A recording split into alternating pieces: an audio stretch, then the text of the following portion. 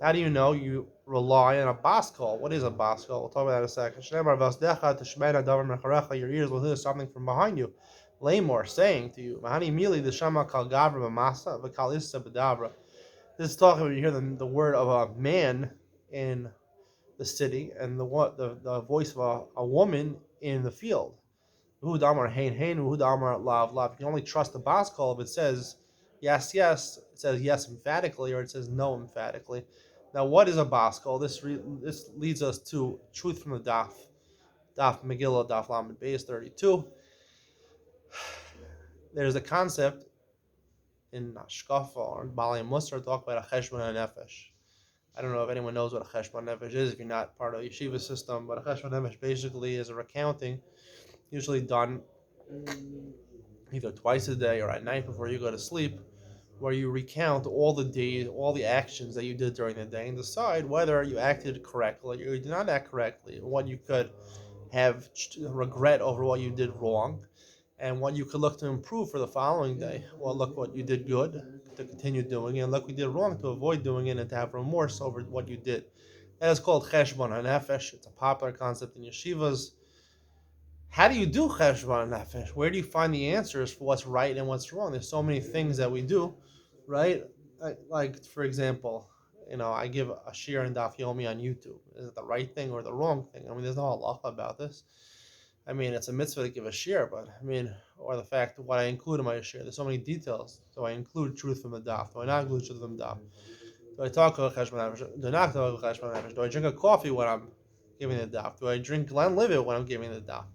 I mean, there's so many things that you can figure out and try to ask cheshbon nefesh. They say people make 20,000 decisions a day. Every day you have to decide on 20,000 things.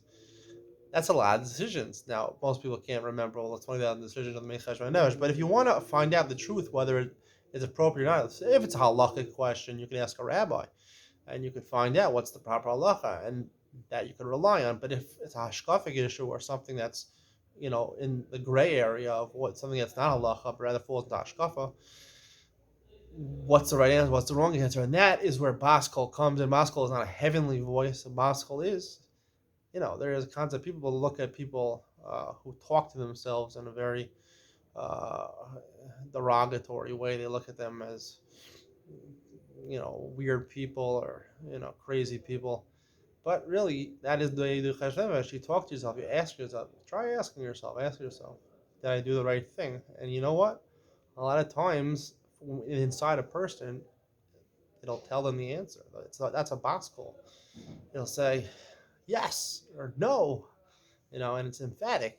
If it tries telling you stories and trying telling you, you have to work on this, and you're a really bad person, and you should go and